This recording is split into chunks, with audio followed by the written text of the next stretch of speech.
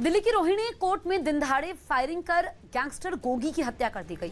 उसे पेशी के लिए कोर्ट लाया गया था, लेकिन वकीलों की ड्रेस पहनकर आए दो बदमाशों ने उस पर ताबड़तोड़ गोलियां चला दी, जिससे मौके पर ही उसकी मौत हो गई। जिसके बाद वहां मौजूद सुरक्षाकर्मी एक्शन में आ गए।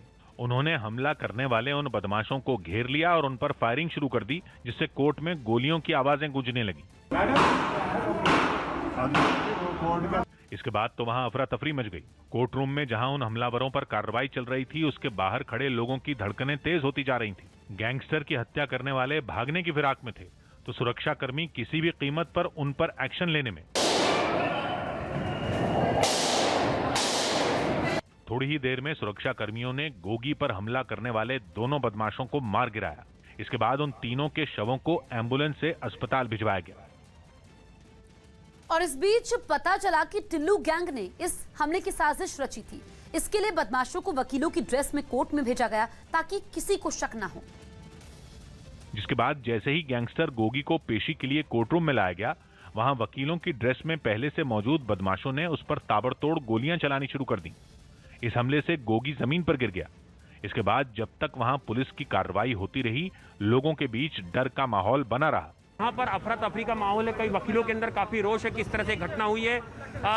इस पूरी वारदात के बाद कोर्ट परिसर की सुरक्षा बढ़ा दी गई है। वहीं वकीलों ने कोर्ट के अंदर जज के सामने हुई फायरिंग की घटना पर नाराजगी जताई। 3-4 पर घटना हुई सर, कोई सपोर्ट नहीं है वकीलों के लिए। गुस्साए वकीलों ने इस वारदात के विरोध में एक दिन की हड़ताल का भी ऐलान कर दिया। उन्होंने पुलिस की सुरक्षा में होने के बावजूद गैंगस्टर की हत्या किए जाने पर यह कदम उठाया। खबर है कि जिस वक्त गोगी को कोर्ट में लाया गया, उसके साथ सिविल ड्रेस में हथियार लिए पुलिस के 8 जवान उसके साथ थे। यही नहीं, जिस गाड़ी से उसे कोर्ट लाया गया, उसके साथ एक और गाड़ी भी चल रही थी और उसमें भी 7 से 8 जवान हथियारों के साथ मौजूद थे। यानी कुल 15 जवानों के घेरे में गोगी था, लेकिन इसके बावजूद उसकी हत्या कर दी गई। बताया गया कि उसे बदमाशों ने 8 से ज्यादा गोलियां मारी। वहीं कोर्ट में दिन दहाड़े हुई फायरिंग पर सियासी घमासान भी शुरू हो गया। आम आदमी पार्टी ने इस घटना के बाद केंद्र सरकार पर निशाना साधा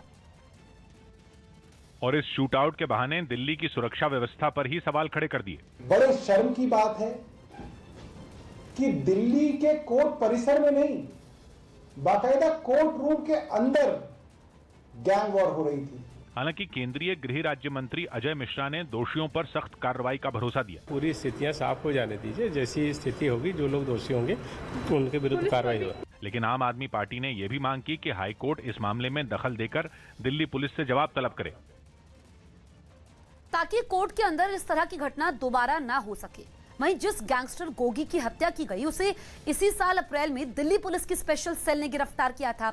उसके खिलाफ हत्या, जबरन वसूली और डकैती समेत 19 मामले दर्ज थे।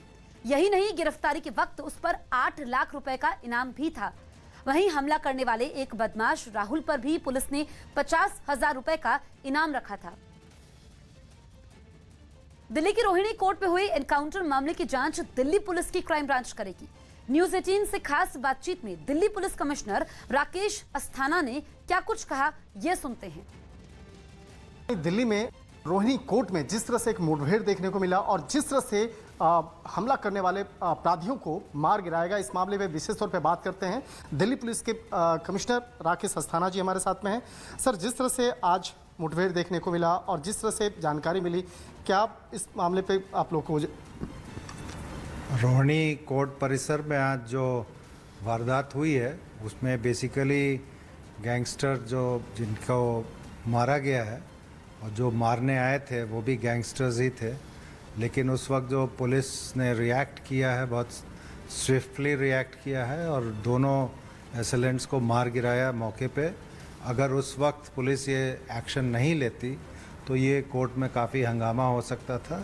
और जहाँ तक सवाल है ऑर्गेनाइज्ड गैंग्स का, पिछले काफ़ी समय से हम लोग दिल्ली में ऑर्गेनाइज्ड गैंग्स के खिलाफ एक मुहिम शुरू की हुई है, जिसमें गैंगस्टर्स को काफ़ी लोगों को पकड़ा गया है, जेल में भी हैं।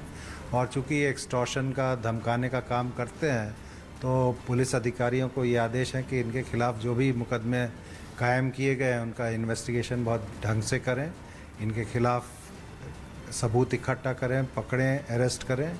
लेकिन चूँकि ये इस तरह की वारदात का अंजाम देते हैं तो इनको उस वक्त न्यूट्रलाइज करने की बहुत सख्त ज़रूरत थी। और मैं कहना चाहूँगा कि दिल्ली पुलिस ने वक्त की नज़ाकत को समझते हुए और मौके को देखते हुए बहुत ही बढ़िया काम किया है और जो भी गैंगस्टर्स हैं उनको मार गिराया है।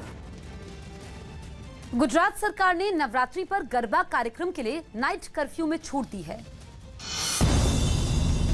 गुजरात सरकार ने नवरात्रि पर गरबा कार्यक्रम के लिए नाइट कर्फ्यू की टाइमिंग में छूट दी है, जिसके बाद रात 12 बजे से सुबह 6 बजे तक ही नाइट कर्फ्यू लागू रहेगा। इसी के साथ दुर्गा पूजा और विजयदशमी कार्यक्रम में 400 लोगों तक के शामिल होने की छूट दी गई है। महाराष्ट्र में कोरोना की वजह से बंद सभी मंदिर 7 अक्टूबर से दोबारा खोले जा सकेंगे। महाराष्ट्र सरकार की ओर से ये जानकारी दी गई। 7 अक्टूबर से ही नवरात्रि का पहला दिन है। दिल्ली की रोहिणी कोर्ट रूप में हुई शूटआउट के बाद तिहाड़ जेल की तीनों जेलों को हाई अलर्ट कर दिया गया है। तिहाड़ जेल में गैंगवार की आशंका जताई गई है। दरअसल शूटआउट में मारा गया गैंगस्टर जितेंद्र गोगी तिहाड़ जेल में बंद था।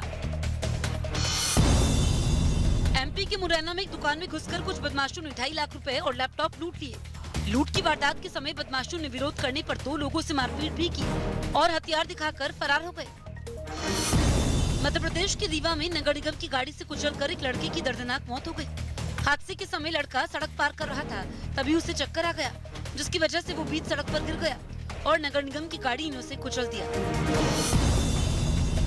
राजस्थान के कोटा मेडिकल कॉलेज में डॉक्टरों ने एक आदमी के गले का ऑपरेशन कर 2 किलो से ज्यादा की गांठ निकाली। मरीज के गले में पिछले 12 साल से सूजन थी। मध्य प्रदेश के इटारसी में पुलिस ने ईरानी गिरोह के 3 सदस्यों को गिरफ्तार कर लिया। चेन स्नैचिंग मामले की जांच के समय मिले सीसीटीवी की मदद से पुलिस बदमाशों तक पहुंचने में कामयाब रही। उत्तराखंड के नैनीताल में तेंदुए के देखे जाने के बाद लोग दहशत में हैं। नैनीताल के पंगुट इलाके में तेंदुए के देखे जाने के बाद आसपास के इलाकों में भी लोग डरे हुए हैं। छत्तीसगढ़ के जांजगीर चांपा में तस्करी कर ले जा रही 7.5 लाख की गांजे के साथ पुलिस ने एक आरोपी को गिरफ्तार कर लिया। आरोपी की गिरफ्तारी पुलिस के द्वारा की जा चुकी है और उसे न्यायिक हिरासत में भेजा जा चुका है। राजस्थान के झालावाड़ में हुई 4 लाख की लूट मामले के तीसरे आरोपी को पुलिस ने एमपी के पेटलावद से गिरफ्तार कर लिया। इससे पहले 2 आरोपियों को पुलिस ने एमपी के रतलाम से गिरफ्तार किया था। एमपी के सीधी में पुलिस ने 45 किलो गांजे के साथ एक तस्कर को गिरफ्तार कर लिया। हालांकि एक आरोपी इस बीच भागने में कामयाब रहा। 9वीं सदी के सम्राट मिहिर भोज